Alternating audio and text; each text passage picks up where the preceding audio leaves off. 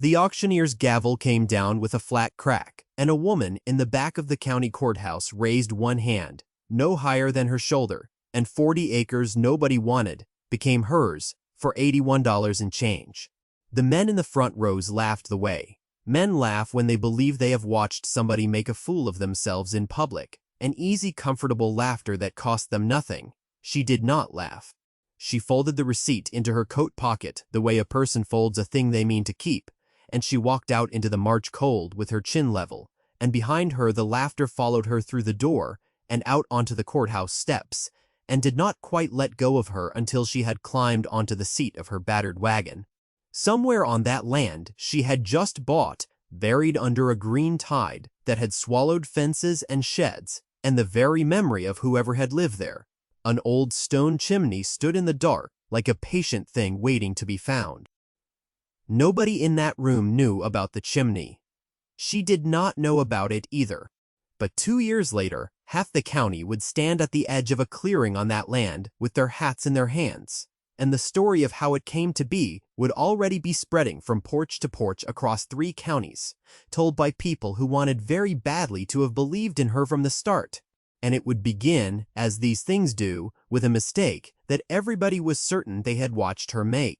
2 years earlier, before the gavel and the laughing men, Della Hart was 31 years old, and she owned exactly 1 milk goat, a battered wagon with a cracked axle she had mended herself, a lease on a stony half-acre that grew more rock than grass, and a debt at the feed store that she paid down $1 at a time, while the storekeeper marked it in his book with a face that said he did not expect to see the last of it. Her husband had gone west 3 winters back to find work, and had found instead a fever that took him in a boarding house she would never see in a town whose name she had to be told twice before she could hold it. Folk in the town of Marrow's Bend had decided among themselves that a woman alone on the wrong side of 30, with no man and no land of her own and no people to speak for her, was a thing to be pitied gently and helped never. She had learned to stop hearing the pity, which is a harder thing to learn than to stop hearing an insult. She rose before light every morning of her life. She milked her 1 goat and sold the milk warm at doorsteps, and she made a little cheese in a cellar hole she had dug herself, and she sold that too, and above all things, she watched.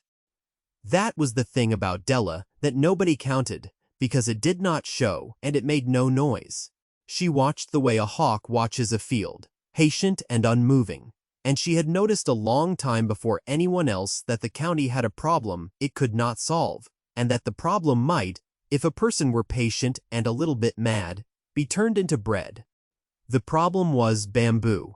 40 years back, a rich man named Coswell had built a fine house at the end of the Ridge Road, and he had planted, along his carriage drive, a stand of river cane and foreign bamboo brought at great expense to make his approach look like something out of a picture book from across the ocean.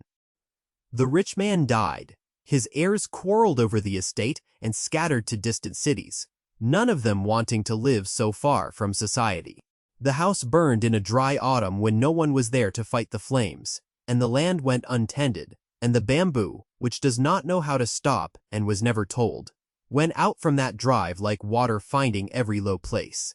In 40 years it swallowed the lawn, and the orchard, and the pastures, and the fences, and the barns, and finally the stone foundation of the house itself, until 40 acres that had once been the finest ground on the whole ridge were a solid green wall that a man could not walk into, could not cut down with any tool he owned, could not burn out, and could not, above all, sell. The county had taken it for back taxes at last, and then found it could not give the thing away. For who would pay to own a wall of grass? And Della Hart, standing at the back of the auction with $81 sewn into the hem of her skirt against thieves, had raised her hand while grown men laughed, and had walked out the owner of the 1 piece of ground in the county that everyone agreed was worth precisely nothing.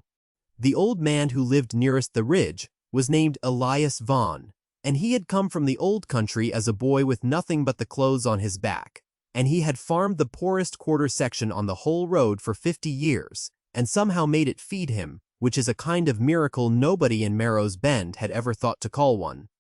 When Della drove her wagon up the ridge road the morning after the sale, the frost still white in the ruts, Elias was leaning on his gate watching the green wall the way a man watches weather that is deciding whether to turn bad. "So, you are the one," he said, and there was no mockery in it, which after a full day of nothing but mockery was a strange and welcome thing, like warm water on a cut. He looked at her a good while before he spoke again. "They are all saying you threw your money in the creek, that you might as well have burned it and kept warm the once." Della climbed down and stood beside him at the fence, and looked at the wall of cane, 12 feet high and thick as a man's wrist at the base, hissing softly and endlessly where the wind moved through it. "What do you say?" she asked him, because his was the first voice all week that seemed worth the asking. Elias took his time, the way he took his time with everything, as though words cost money and he meant to spend them well. "I say," he told her at last, "that the ground remembers what it was. A field does not forget it was a field only because something rude has grown up over it and covered its face. In the old country, we had a saying from my grandmother, who buried 3 husbands and never went hungry. The land is not poor, it is only waiting for the right pair of hands." He tapped the gray gatepost with one knotted finger. "Once, twice. The question, girl, is only whether the hands are yours or somebody else's who will come after." She did not answer him, not in words. She was looking at the cane, and she was thinking about her goat, who would eat anything green that God ever made and a few things he had not, and who had once stripped a neighbor's hedge bare to the wood in a single afternoon while Della's back was turned. And she was doing arithmetic in her head, the private arithmetic she did in the dark when she could not sleep, and the numbers, for the first time in 3 lean years, were beginning very faintly to come out on the right side of the line. Here is the thing that Della had understood, sitting alone with her one goat, and that all the laughing men in their fine coats had not. Bamboo is a grass.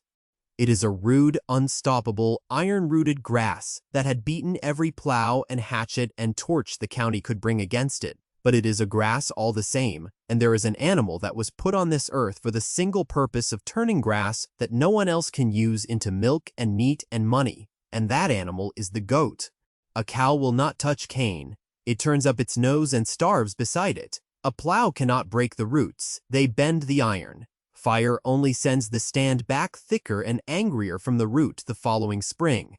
But a goat will strip the young shoots to the very ground and eat the leaves off the standing culms as high as it can stretch its neck. And given time and enough hungry mouths, a goat will worry a bamboo stand down the way water worries a stone, not in a day and not in a single season, but surely and without pity. Della had one goat. To eat 40 acres, she would need a herd, and to build a herd, she would need money. She did not have, and this is precisely the place where a smaller person would have set the dream gently down and gone back to selling milk by the pint at cold doorsteps. Della went to the bank. The banker, a soft pink man named Pruitt, who kept his hands folded on the shelf of his belly, heard her out with the patient half-smile of a man waiting for a woman to finish, and then he told her, kindly, that the bank did not lend on scrubland against livestock, that a woman alone could not reasonably be expected to manage a herd of any size, and that she would do far better to sell the 40 acres back to the county for whatever they might give, and put the mad idea out of her pretty head before it cost her the little she had. She thanked him for his time, because she had learned that courtesy costs nothing and buys silence. Then she drove up the ridge road to Elias Van, who had 4 goats. He was too old and too stiff to run properly anymore. And she made him an offer that was not money, for she had none, but a share, a full fourth of everything that land ever gave for the rest of their days. In exchange for the loan of his 4 goats and every scrap of knowledge in his gray head. The old man looked at her for a long moment, weighing her the way he weighed everything, and then he laughed, not the county's laugh, but a warm one that came up from somewhere deep. And he spat on his broad palm and held it out, and she spat on hers and shook it, and that was the whole of the contract. No paper and no witness, and it held fast for the rest of both their lives. So it began, in the wet spring of that first year. 5 goats against 40 acres of cane. Della moved onto the land itself, abandoning even the stony half-acre lease, and she built a lean-to against the one section of old stone wall she could find at the green wall's ragged edge, chinking the gaps with clay and moss against the night cold. She penned the goats with hurdles she wove from the cut cane itself, learning as her hands bled that the stuff was very nearly as useful as it was stubborn, and every single day she cut a path a little further into the green and let the goats eat their way along behind her, following like a slow tide. It was brutal work, and it was slow beyond anything she had reckoned. The cane fought her at every foot. It sliced her hands until she wrapped them in rag, and it snapped the head clean off her hatchet against a knot. And worst of all, it grew back behind her almost as fast as 5 goats could eat it forward. There were whole weeks that first spring when she stood at the edge of the little clearing she had torn open and could not honestly say to herself that it was any bigger than it had been the week before, and the doubt would rise up in her throat in the dark like water in a well. The town heard she was living out there like a hermit with a handful of goats, and the pity curdled into something closer to contempt, which is the cheaper feeling. Pruitt at the bank told anyone who lingered that she would be back, begging by the first hard frost. The men at the feed store had a joke going that you could nearly time by the calendar about the goat woman and her wall of grass. And Della, who had learned long ago never to argue with people who have already decided how your story ends, said nothing at all, kept her small victories banked low, like a coal under gray ash, and counted. She counted the shoots the goats stripped, she counted the yards of cane she had cut. She counted the days of feed she had left against the days until she could sell the first spring kid, and when the sums came out wrong, she did not despair, she adjusted, because despair is a luxury for people who have somewhere else to go, and Della Hart did not have anywhere else at all. The goats saved her before the land did, and that was the first thing she had not fully reckoned on.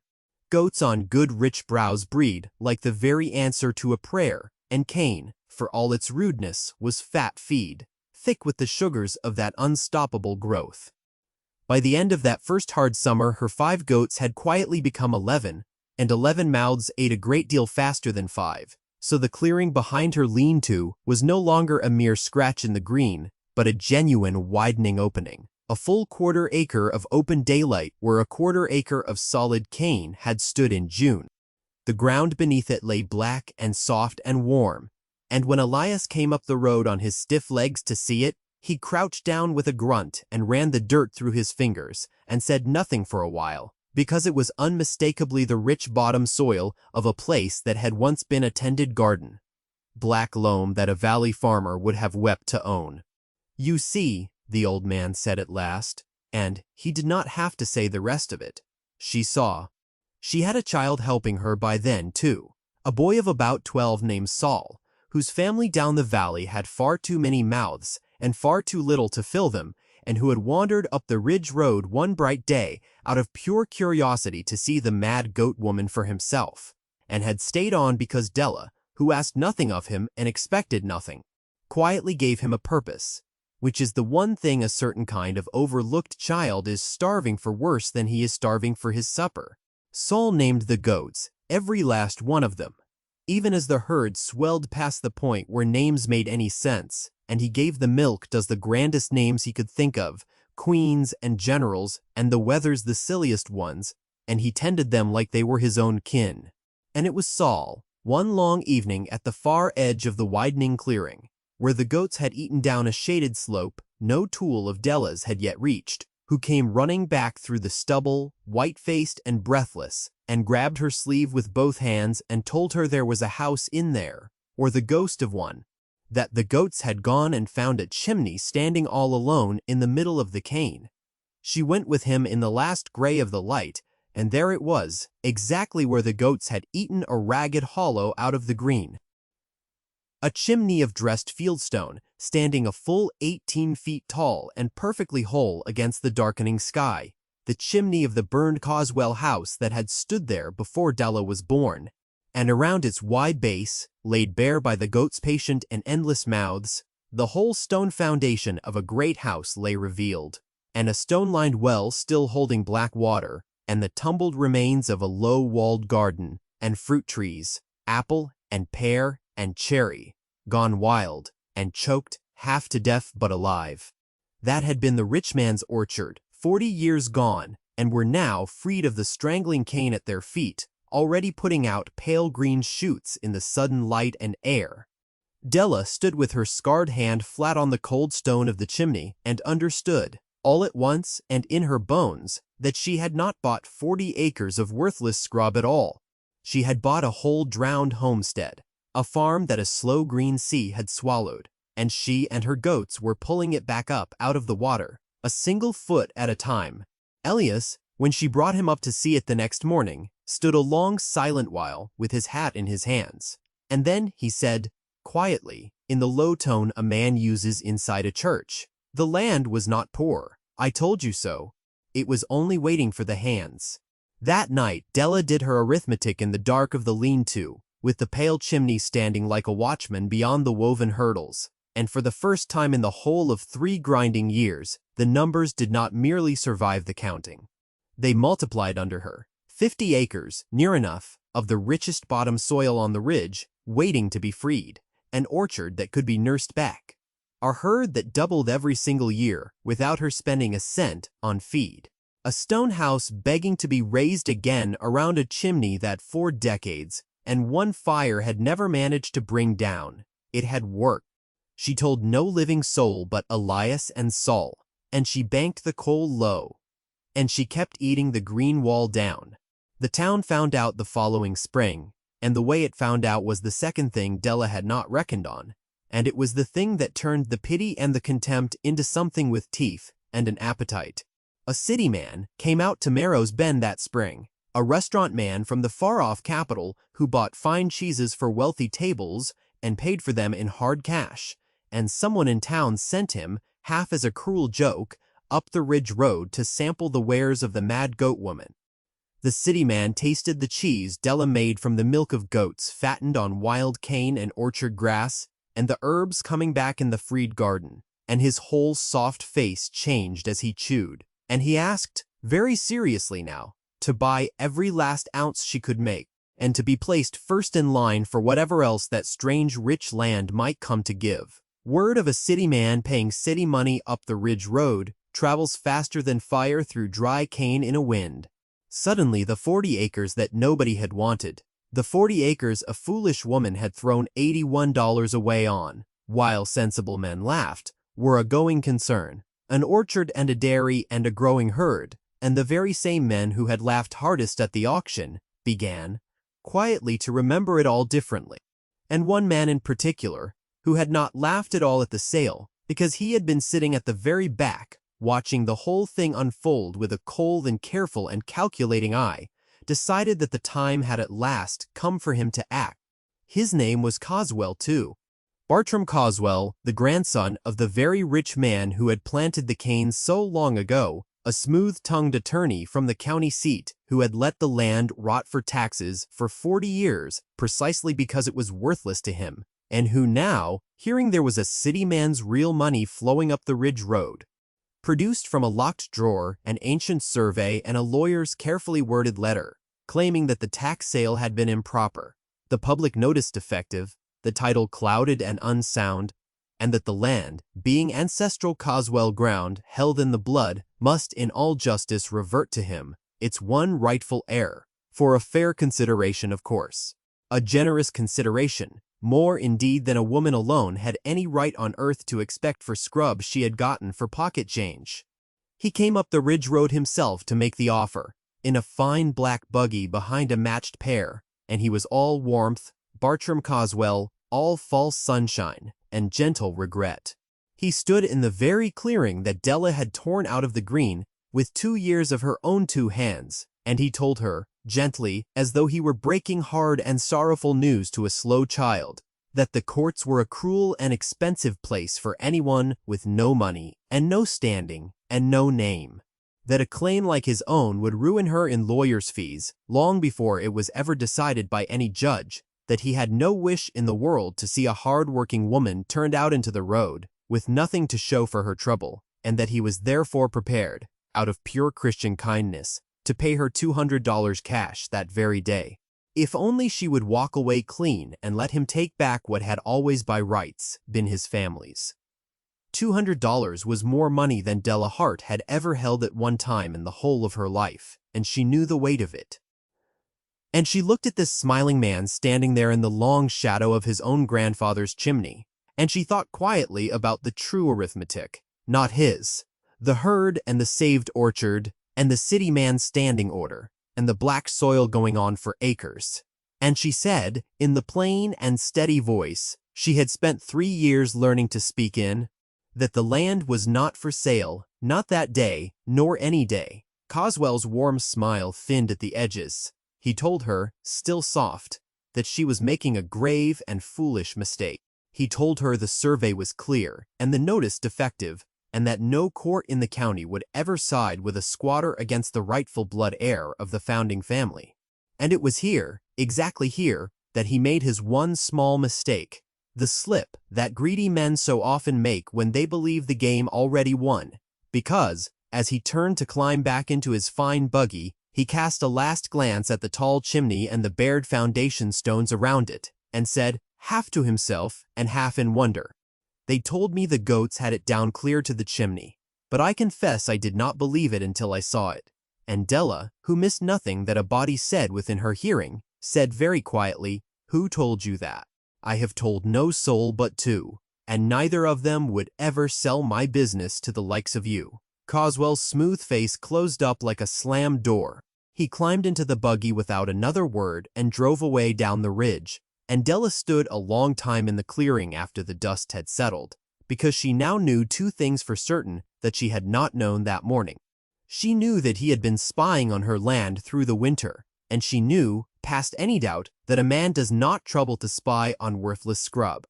She did not have money for lawyers, and she knew it, so she did instead the one thing she was best at in all the world. She watched, and she reasoned, and she went straight to the one place where a claim of defective notice could be either proved solid or broken to pieces, which was the county records themselves, the dusty ledgers where every deed and sale and signature was set down in ink. Elias drove her to the county seat in his cart, Saul wedged between them, and she sat 3 long days in the close, dusty air of the clerk's office with the boy reading the old crabbed entries over her shoulder in a whisper, and what she found there was better than any lawyer she could never have afforded. The tax sale notice had not been defective at all. It had been published, properly and fully and on time, in the county paper for the 3 straight weeks that the law plainly required, and the clerk's own ledger showed it there, dated and stamped in black and red. But that was not the thing that made her set down her pencil and go very still. The thing that mattered, the thing that changed everything, was written in the same great ledger in Bartram Coswell's own careful, looping hand, because Bartram Coswell was not only the blood heir to the land, he was, and had been, for 11 long years, the county's own appointed tax assessor. It was Coswell himself who had signed the 40 acres over to the delinquent tax rolls as worthless and abandoned.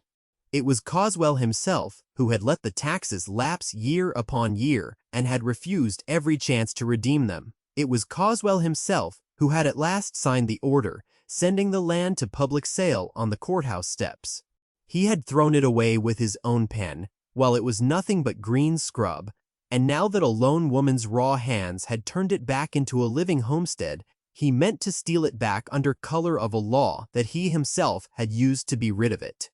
It was all there in his own unmistakable signature, dated and damning. Della copied out every date and every entry in her careful print, and she paid the clerk a few of her precious cents to make certified true copies, stamped with the great county seal, and she folded them into her coat pocket the very same way she had folded the auction receipt 2 years before, and she rode home to wait, because she understood something about her enemy, now that he did not know she understood. A man that proud would never sue her quietly in some back room. He would want it done in the open, in front of the whole town, so that the entire county could gather and watch the mad goat woman finally put in her rightful place. And a stage that a proud man builds for himself, Della knew, is a stage that another can climb up onto just as easily. The hearing was set for a Saturday in the county courthouse. The same high-ceilinged room with the same worn gavel, and Bartram Coswell had seen to it personally. That word got round to every porch and store, so that the long benches were packed full of the very same people who had laughed 2 years before. Come now, to watch what they were sure would be the end of the joke. Coswell laid out his case smooth as poured cream. The ancestral land held sacred in the blood, the defective notice, the poor confused woman who had blundered by accident onto his family's ground and could hardly be expected to grasp the fine points of the law, and he asked the court with a catch of sorrow in his fine voice to set the improper sale aside and restore the property at last to its one rightful heir. Then the judge, an old man not unkind, turned and asked Della Hart if she had anything at all she wished to say, plainly expecting the woman to weep or to beg for mercy, or to say nothing whatsoever and let it be done. Della stood up from the bench. She was not a large woman, and her hands were rough as tree bark, and her one good dress was clean, but worn thin at the elbows, and she did not weep. She said, in a voice that carried to the back wall, that she had 3 things to lay before the court, and she asked that the clerk himself confirm every one of them from his own official ledgers, so that no man there need take a poor woman's bare word for any of it. First, she said, the notice was not defective in the least, and here is the clerk's own stamped record of its publication, 3 full weeks, dated and proper and lawful, and the clerk, put suddenly on the spot before the whole room, looked and reddened to his ears and allowed that yes, that was indeed so. Second, she said, this same land was declared worthless and abandoned and sent to tax sale by none other than the county's own assessor, and the court will find his signature plain upon the order. And the clerk found it and, when the judge nodded, read the name aloud into the quiet room, Bartram Coswell. And a low murmur ran along the packed benches like wind through cane. And third, she said, and now her plain, steady voice seemed to fill that whole tall room to the rafters, the man who signed this land away as worthless when it was nothing but scrub, and who now stands before you calling it his sacred ancestral birthright only because a woman's 2 years of labor have finally made it worth the having, is one and the same man. One of his hands threw it away, the other now reaches out to steal it back. And she laid the certified copies gently on the wooden rail before the judge, stamped with the county's own great seal, and then she stopped talking altogether and sat back down, because she had learned long ago, in 3 hard winters, that being right is its own kind of reply and has no need at all of shouting. The room was very quiet, and then it was not quiet in the least. The judge read slowly through the papers, and his old face went hard and cold, as the courthouse stone, and he did not merely dismiss Bartram Coswell's claim with a word. He ordered a full inquiry then and there into how the county's own sworn assessor had come to declare productive ancestral land worthless for 11 straight years, an inquiry that would, before that very summer was out, cost Bartram Coswell his comfortable office and a great deal more of his standing besides. And it was his own naked greed and his own careful signature that did the whole of it, in front of the entire town, exactly as he himself had wished the entire town to gather and watch. Only now the shame that filled the room was all his own. Coswell went white to the lips, and then he went out of that room fast, and he was not much seen anywhere in the county after that day, and the people on the benches, the laughing men and the pitying women both, filed out into the hard Saturday sunlight strangely and uncomfortably quiet, because it is a very hard thing to have laughed at a person steadily for 2 years, and then be shown in a single morning that she had seen clearly the whole time, while you had seen nothing at all. It is far easier for a soul to go on believing a thing is rotten than to admit out loud that it was wrong to mock it, and some few of them never quite managed the admitting to their dying day. But most of them did, in time, in the slow way of small places, one nod on the road, and one bought crock of good cheese at a time. Della drove home up the ridge road that evening with Saul beside her, on the seat, and Elias following behind in his cart, and she did not gloat, not once, not even in the quiet privacy of her own head, because the victory she truly cared about was never the one in the courtroom at all.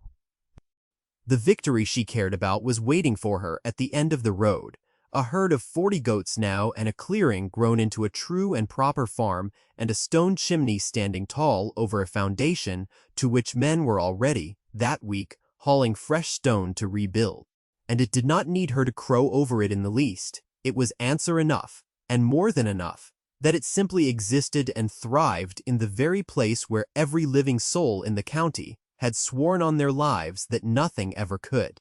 Then, in the 3rd year, the drought came, and it was the drought that finished the story once and for all, because a drought is nothing less than nature herself, settling old accounts, and she settled them in Della Hart's favor in a single terrible burning season, the way a long fever finally breaks. The creeks dropped and then failed, and the pastures down on the good farms of the valley, the fat farms of the very men who had laughed loudest, burned first to brown and then to gray dust that blew off in the wind, and the corn stood stunted and yellow in the fields, and the hay came into the barns at barely 1/3 of the year before, and the fine cattle lowed all day at empty troughs, and hunger, which changes the heart of a town faster than anything else on the whole earth, came creeping up the valley like a slow and rising tide. But up on the ridge, in the deep black bottom soil that 40 years of rotting fallen cane had made as rich as anything in the entire state, and shaded still in the worst heat by the standing groves of cane that Della had shrewdly chosen never to clear away, the browse stayed green and thick when everything below had gone to ash and dust. And her goats, bred through 3 generations for exactly such rude and stubborn and drought-proof feed, stayed fat and gave milk, while the valley cattle grew gaunt and staggered. And her orchard, its old roots reaching deep down into soil that held the water like a sponge holds it, gave apples and pears and cherries in abundance in a year when the whole valley below gave nothing at all but dust. The mad goat woman, alone at the far end of the ridge road with the worthless scrub that nobody had wanted, held the only green farm and the only fat stock and the only ripe fruit in 3 whole counties, in the very year that the entire country went hungry. Here, at last, was the moment that all of Della's long arithmetic in the dark had always, secretly, been pointing toward, and when it came, it was not a sum of money at all. It was a choice. Della could have named any price under heaven that she pleased. A hungry town will pay over everything it owns to the one soul who has food to sell it, and there were those who came up the dusty road to her, city buyers among them in their fine dusty coats, offering her sums that would have made her rich enough to leave Marrow's Bend forever and never once look back at the people who had laughed her out of the courthouse. Elias, watching the buyers come up the road and go back down it empty-handed, asked her one evening at the foot of the chimney what she meant to do about it all, and Della was a long, long time in answering him. She thought about the pity she had swallowed silently for years, and the contempt, and the joke that the men had told and timed by the calendar at the feed store, while she bled her hands on the cane. And then she thought about a deeper truth she had learned, living all alone through 3 of the hardest winters a body could know, which was that no one on this earth is truly a person alone, that the very town which had failed her so badly was also the town that had raised up the boy Saul and had buried her husband's people in its churchyard, and would one day in its turn bury her beside them, and that a woman who chose to feed a whole town in the depth of its hunger would own that town's heart forever in a way that a woman who gouged and robbed it never, ever could. So she set a fair price, not a low price, for she was no fool and the farm had cost her blood and years, but an honest and a fair one, the very same to the banker Pruitt as to the poorest ragged family down on the valley floor. And to those who came up the road with nothing at all in their pockets, she extended credit against next year's honest work, on a handshake and a spit palm, in the very same way old Elias Van had once done for a desperate widow with 1 goat. She fed the whole of Marrow's Bend through that long drought year on goat's milk and goat's meat and good cheese and the sweet fruit of a dead rich man's forgotten orchard, and she took fair coin where there was coin to be had, and a solemn promise where there was none, and not one single family in all that dry valley went to its bed hungry that could find its way to the ridge road. And so the joke that the whole town had once timed by the calendar came in the end all the way back around. The 40 acres that nobody wanted, bought for $81, and changed by a woman they had all firmly agreed had lost her mind, became the most valuable farm in the entire county, and the plain reason that half the county lived to see the far side of the dry year.